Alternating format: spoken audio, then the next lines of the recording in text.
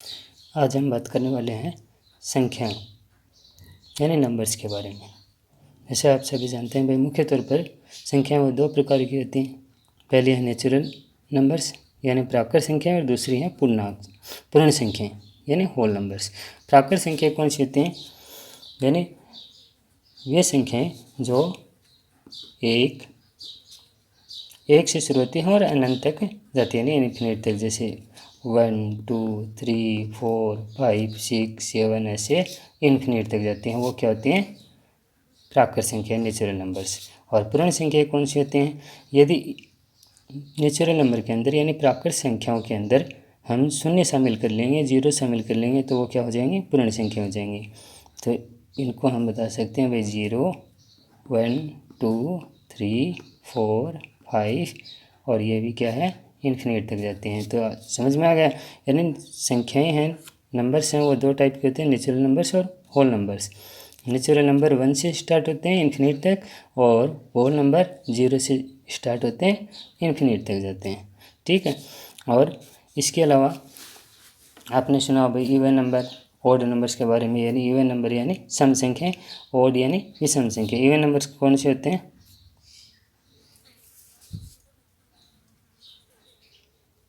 Even number सम संख्याएं यानी कि वो संख्याएं जो 2 से पूरी विभाजित हो सकें। यानी 2 से विभाजित संख्याएं, numbers which are divisible by 2 are called even numbers.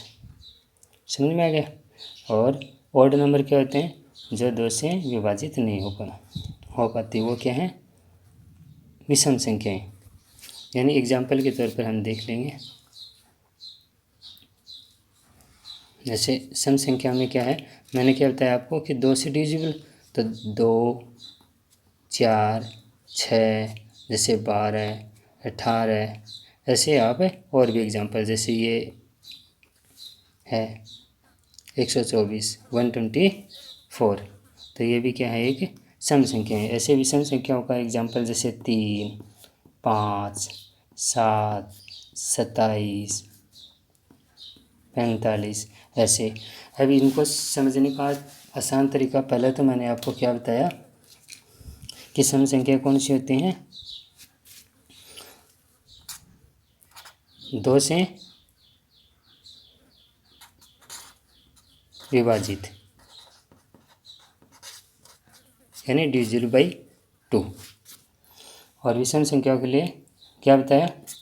2 से विभाज्य नहीं है। ठीक है, समझ में आ गया। इसके अलावा संख्याओं को, जैसे कोई आपको दे दिया भाई, बड़ी संख्या दे दी, और इसको पता लगाने के लिए मान लो कि आपको ऐसी कोई संख्या दे दी, या कोई दूसरा हम एग्जांपल ले, मान लो कि ये दे दिया आपको। ठीक है। अब इतनी बड़ी संख्याओं में मान लो एक और एग्जांपल लेकर के देखते हैं। जैसे ये आपको दे दिया, तो 2 से विभाजित करना और फिर पता लगाना भाई ये पूरी विभाजित होती है या नहीं होती है, डिविजिबल है या नहीं है। इसके लिए एक सबसे आसान तरीका कौन सा है कि आप जो भी नंबर होता है उसके इकाई का अंक यानी यूनिट्स नंबर है, वो आप देख लोगे। यूनिट्स नंबर है, उसके अंदर अगर 0 2 4 6 8 ये दिया हो, इसका मतलब वो नंबर है, वो इवन नंबर है। समझ में आ गया।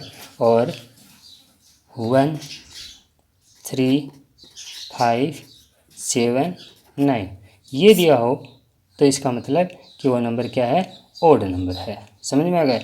यानी कि आसान शब्द भाषा के अंदर आपको बताऊं तो आप ये याद रख लेना भाई, जो भी संख्या दी हुई हो, इसका इकाई का अंक 0 2 4 6 या 8 हो, तो इसका मतलब वो सम संख्या है। और यदि 1 3 5 7 9 हो, तो वही विषम संख्या। जैसे देखो इन तीनों एग्जाम्पल के अंदर इकाई का अंक इसके अंदर 3 है। अब 3 है वो विषम संख्या के लिए, इसका मतलब ये देखते पता लग गया कि भाई ये एक विषम संख्या, ओड नंबर है। ऐसे इसके अंदर भी इकाई का अंक 7 है, तो ये भी क्या होगा? एक ओड नंबर हो गया, और इसमें भी 3 है तो ये क्या हो गया, ओड नंबर हो गया। अब मान लो कि यहीं पर इसके आगे अगर आपको ये दिया हुआ हो, यानी लास्ट में इकाई के अंक की जगह पर 6 दिया हुआ हो, तो 6 देखो इसके अंदर है, तो ये क्या हो गया, सम संख्या हो गया। समझ में आ गया। इस तरीके से आप आसानी से पता लगा सकते हो भाई सम संख्या कौन सी है, विषम संख्या कौन सी है। तो समझ में आ गया आपको कि भाई इसके अंदर मैंने आपको क्या बताया कि प्राकृत संख्या है, नेचुरल नंबर वो 1 से स्टार्ट होती है, इन्फिनिटी तक जाती है। वोल नंबर है, पूर्ण संख्या है, वो 0 से स्टार्ट होती है और इन्फिनिटी तक जाती है। सम संख्या यानी इवन नंबर 2 से डिविजिबल है। विषम संख्या यानी odd number not divisible by 2 है। ठीक है। अब हम इसके अलावा हम बात करें भाई भाज्य संख्या और अभाज्य संख्या कौन सी होती हैं, यानी कि कंपोजिट नंबर और प्राइम नंबर कौन से होते हैं।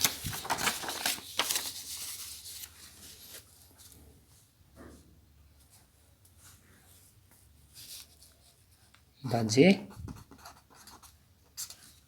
संख्या यानी कंपोजिट नंबर।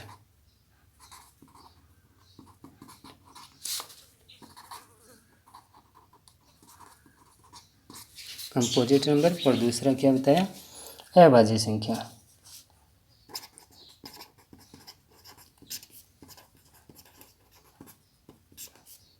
यानी प्राइम नंबर।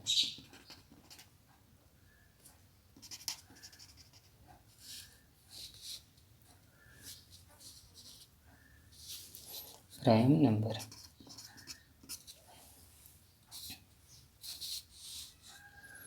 अभाज्य संख्या के अंदर देखो आप, विभाज्य संख्या कौन सी होती हैं, वो संख्याएं जो एक और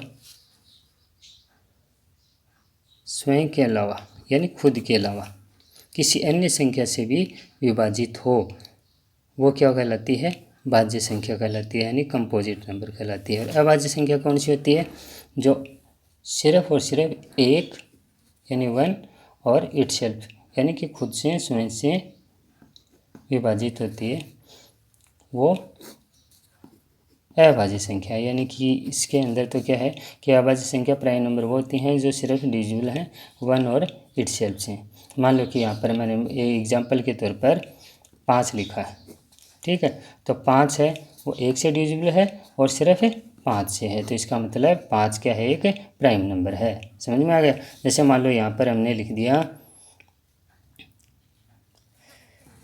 17, तो 17 भी देखो 1 से डिविजिबल है और साथ ही साथ सिर्फ और सिर्फ 17 से डिविजिबल है, तो ये क्या एग्जाम्पल किसका हो गया, अभाज्य संख्या यानी प्राइम नंबर का।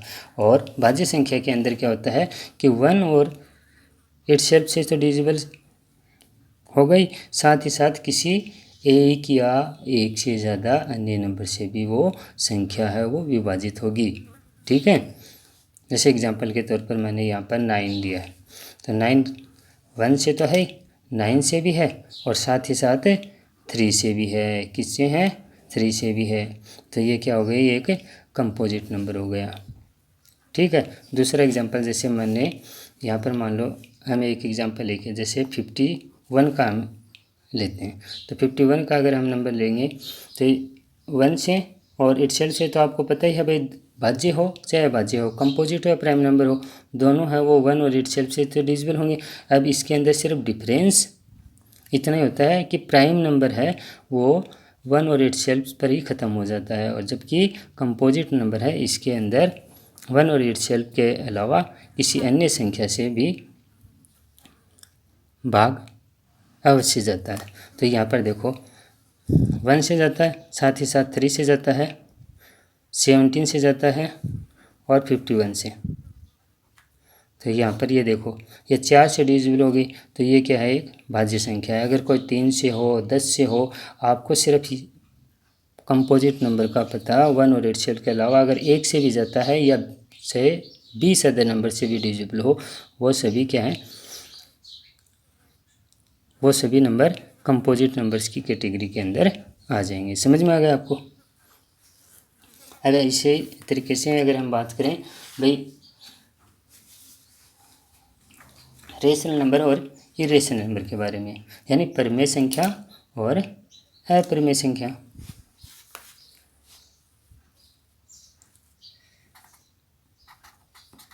परिमेय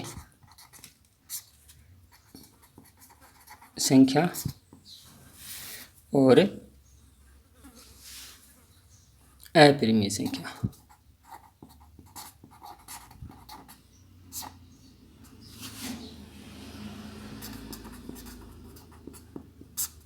अपरिमेय संख्या, परिमेय संख्या यानी रेशनल, अपरिमेय यानी इरेशनल नंबर।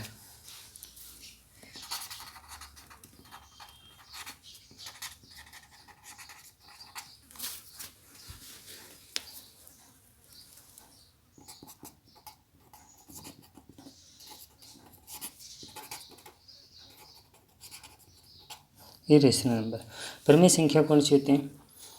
वो संख्या जो P/Q के रूप में लिखी जा सकती हो। आपको सिर्फ ये याद रखना है कि जो Q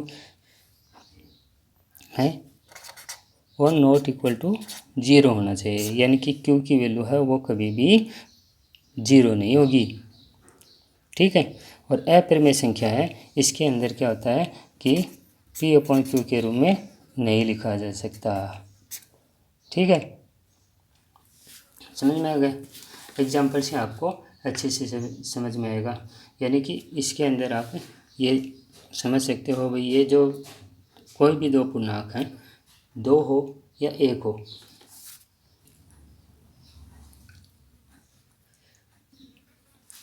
कोई भी एक पूर्णांक में इसे दूसरे से अगर हम विभाजित करेंगे तो उसका जो सबसे छोटा जो रूप आएगा वो क्या है? एग्जाम्पल से समझाता हूँ। जैसे मान लो कि कोई संख्या है, जैसे 7/2 है, तो यहाँ पर देखो आप P के रूप में यहाँ पर 7 लिया हमने, Q के रूप में 2 लिया है, तो यहाँ पर आपको पता लगेगा भाई 2 है वो 0 नहीं है। अब यहाँ इन दोनों का यदि हम डिवाइड करें तो वो सबसे छोटा रूप आ गया। मान लो इसी की जगह पर हमने 14/4 लिया होता, तो ये देखो 14/4 है, 2 से हम यदि डिवाइड करेंगे तो यहाँ पर ये 7 आ गया और यहाँ पर ये 2 आ गया। तो यानी कि अगर कोई एक नंबर के रूप में हमें दिया हुआ हो, जैसे पहले से हम मान लो कि ये एग्जाम्पल में दिया हुआ हो, या दो पूर्णांकों के रूप में जैसे P/Q के रूप में दिया हुआ हो, तो लघुत्तम रूप में उसको हम आसानी से लिख सकते हैं, वो रेशनल नंबर होगा। बस याद इतना ही रखना है कि Q के वैल्यू जो है वो कभी भी 0 नहीं होगी। और अपरिमेय संख्या के अंदर क्या होता है कि उसको हम P/Q के रूप में नहीं लिख सकते। अब इसका एग्जाम्पल है वो आप अच्छे से याद रख लेना, और इसी के आधार पर आप परिमेय संख्या का भी पता लगा सकते हैं। इसके एग्जाम्पल क्या होते हैं कि एक तो जितने भी नंबर्स हैं, यानी जो जितने भी वास्तविक जो नंबर हैं, अगर रूट के अंदर हों और जिनके जो रूट के अंदर जो संख्या दी हुई हो वो एक पूर्ण वर्ग के रूप में नहीं हो। समझ में आ गया? जैसे 2 है वो पूर्ण वर्ग के रूप में नहीं है। जैसे यहाँ पर हमने 3 लिया, 17 लिया, ठीक है, ये क्या है कि पूर्ण वर्ग के रूप में नहीं है, तो वो क्या किस कैटेगरी में आएंगे? इरेशनल नंबर के कैटेगरी के अंदर, यानी अपरिमेय संख्या के अंदर। साथ ही साथ पाई है उस वो भी क्या है? एक अपरिमेय संख्या है। अब इसके अलावा मान लो कि रूट के अंदर कोई भी संख्या दी हुई हो, जैसे यहाँ पर अगर मैंने √25 लिया है, तो देखो ये रूट के अंदर जो संख्या है 25, ये एक पूर्ण वर्ग संख्या है, ठीक है, यानी एक स्क्वायर नंबर है, तो हम इसको 5 के रूप में भी लिख सकते हैं। अब ये 5 है, ये तो क्या हो गया? परिमेय संख्या हो गया, रेशनल नंबर हो गया। तो आपको बस ये दोनों है वो याद रख लेना भाई, रूट के अंदर जो भी नंबर होंगे वो स्क्वायर नहीं होने चाहिए, इरेशनल की कैटेगरी में आएंगे। साथ ही साथ पाई है वो भी एक इरेशनल नंबर है। इसके अलावा आपको जो भी, जैसे कोई भी अगर नंबर दिया हुआ हो, मान लो कि ये ही 5 है, 17 है, ये दे दिया, या 7/13 दे दिया, 5/21 दे दिया, या फिर √36 दे दिया। अब ये सभी एग्जांपल है, ये इसके अंदर देखो कि यहाँ पर 5 है तो 5/1 भी ले सकते हैं, 17/1 भी ले सकते हैं। तो 1 है वो 0 नहीं है, इसका मतलब ये रेशनल नंबर है, ये रेशनल नंबर है। और √36 है, वो भी 36 क्या है, एक पूर्ण वर्ग संख्या है, यानी एक स्क्वायर नंबर है। तो ये भी क्या हो गया, रेशनल नंबर हो गया। समझ में आ गया? ठीक है ऐसे।